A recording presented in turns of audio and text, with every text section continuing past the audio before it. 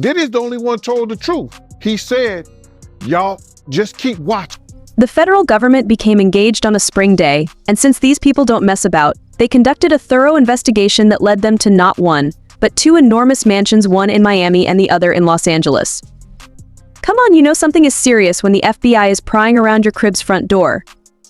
What's even more bizarre is that the Ray were allegedly connected to investigations into human trafficking, and now, after months of rumors, Dye has finally been charged by a Manhattan grand jury. Well, tonight, they arrested P. Diddy. News just broke that they took him into custody in New York City, so I figured now's as good a time as any to shit all over Sean again and remind everyone just how horrible this man is. So if you haven't read the court documents and done any of the other research on this guy, this producer he worked with named Lil Rod brought this lawsuit against him. Rodney Jones v. Sean Combs, alleging RICO allegation, which is like organized crime. And he alleged that a member of this RICO organization was none other than the CEO of Universal Music Group, Lucian Grange. Universal Music Group produced 1/3 of the top 100 songs last year, including Taylor Swift. Quote, while living and traveling with Mr. Combs, Mr. Jones discovered that Combs had hidden cameras in every room of his homes. Mr. Jones believed that Mr. Combs had recordings of defendants Lucian Charles Grange, Ethiopia Haber, as well as other celebrities, music label executives, politicians, and athletes. Upon information and belief, these individuals were recorded without their knowledge and consent, and as in the case with the homosexual sex tape of Stevie J that Mr. Combs provided to Mr. Jones, Mr. Combs possesses compromising footage of every person that has attended his freak-off parties and his house parties. Upon information and belief, due to this treasure trove of evidence he has in his possession, Mr. Combs believes that he is above the law and is untouchable. Well, the diddler just got touched. But don't worry, I'm not going to drop that spice and then not give you more details. So Diddy was big on recording all kinds of things, and he frequently took this guy's phone from him and recorded things at parties. So this dude wound up with hundreds of hours of footage and audio recordings of Mr. Combs, his staff, and his guests engaging in serious illegal activity on his own cell phone, including the acquisition, use, distribution of ecstasy, cocaine, GHB, ketamine, marijuana, and mushrooms, the displaying and distribution of unregistered illegal firearms, Combs providing laced alcoholic beverages to minors and sex workers at his homes in California, New York, the Virgin Islands, and Florida. Yes, those Virgin Islands. Diddy's brother, Christian, drugging and sexually assaulting a woman. Mr. Combs detailing how he planned to leverage his relationship with Bishop T.D. Jakes to soften the impact of his public image of Cassie Ventura's lawsuit, which is horrendous, and I'm not going to read from it. It's absolutely disgusting. This guy's a piece of shit. Working hard on this, bruh. They working hard. You got to realize they working with a lot of stuff. They working with the taxes. They got lawyers for the taxes. They got lawyers for the complaints for the, what you call that? SA sexual assault complaints. They got lawyers for, what else? The drugs, the gun trafficking. They got different lawyers working on all those things, bro. And they got witnesses. If you don't mind me asking, what was the girl saying to the lawyers? Oh, the girl has said that that same shit that happened to little Chris, he gave him a bottle of champagne or wine or whatever like that. And once she drank it, she became a certain way and found herself giving him a fellatio in the studio in front of people. The dude said he walked out because he was appalled. He had just had a daughter. So he walked out. So he was appalled. That's what he told me. So I'm like, damn, team. He said, yeah. So the same thing that she told her lawyer, he told the lawyer and Homeland Security.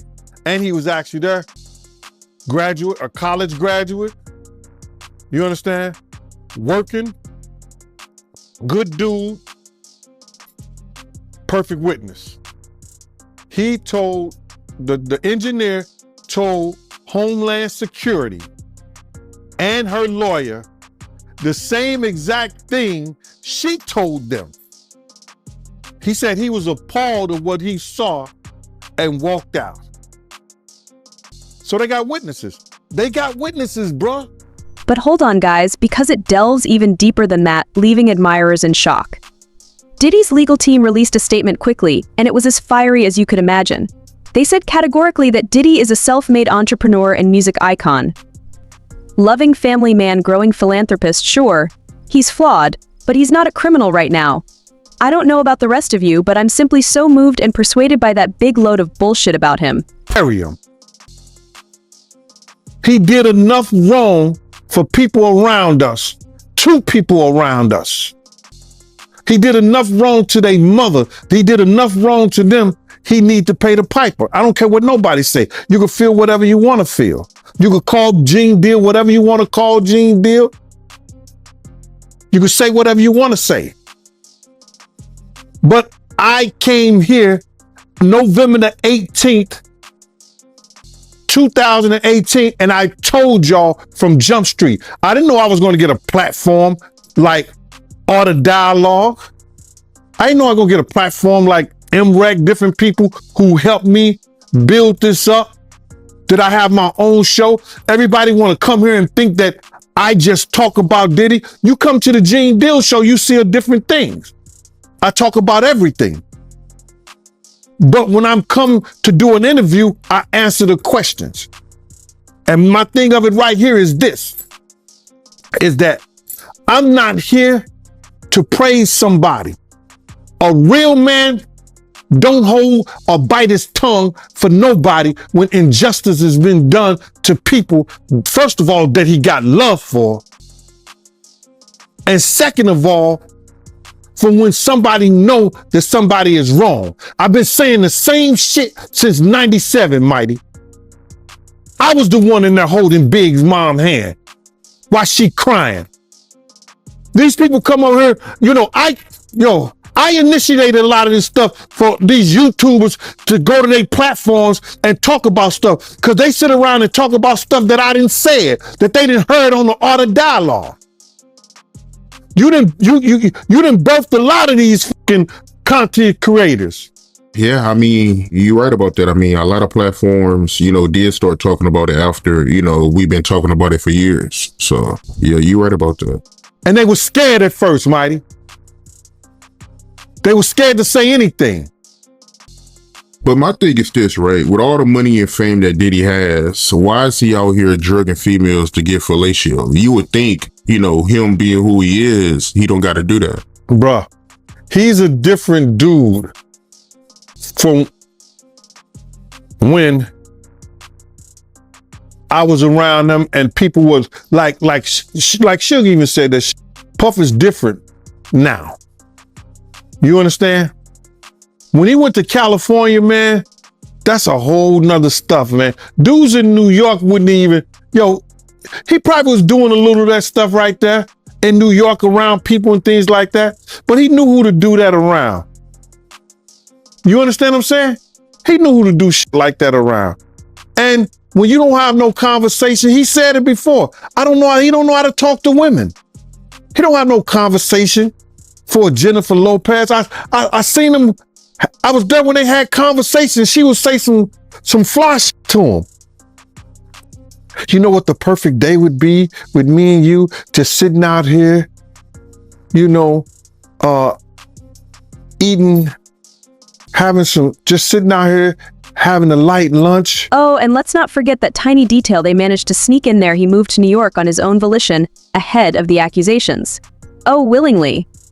That sounds like he knew the storm was coming, and he's just been waiting for the other shoe to drop and the clouds to part. It's like a really cool way to stay ahead of the game. But why a Big Apple? What's the plan? Let's see how this all works out. In my opinion, it's all a touch too calculative. This not really Diddy, is it? Really? That's really Diddy, bro. Lying. Bitch, stop touching me. Stop touching me. Hey, yo, what's up? That's crazy. Where Carisha? Where Carisha in there? No, Diddy. Yo, stop fucking playing with me. Back the f up. All right, but let's go back a little. Remember Diddy's ex-girlfriend Cassie Ventura? Well, back in 2023, Cassie filed a shocking lawsuit that rocked Diddy's world and the entire industry.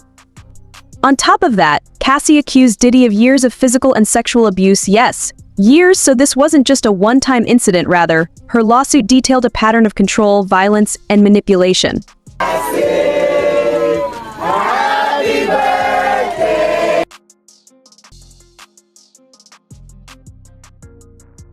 And do you fight back when he says something, you know?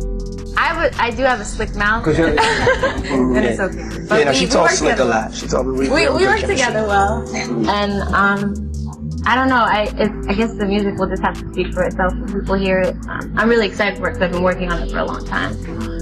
She has great instincts. There's a lot of things that people that's all people can see. They can't like really see past that. And I think that's one of the things that's going to rock people to sleep this year on her. She has that special thing. The Electro Love, and it'll be coming out probably end of the year, top of the year, but we're going to make sure we set it up right. We're going to really do some unique strategic things with her. And if you thought things couldn't get any messier than that, he settled the entire case almost instantly like blink in, blink out so fast that people are scratching their heads, wondering how someone could settle a case that doesn't exactly scream innocent. However, if you've been in this business long enough, you know that silence is golden and money talks, especially when your brand is on the line.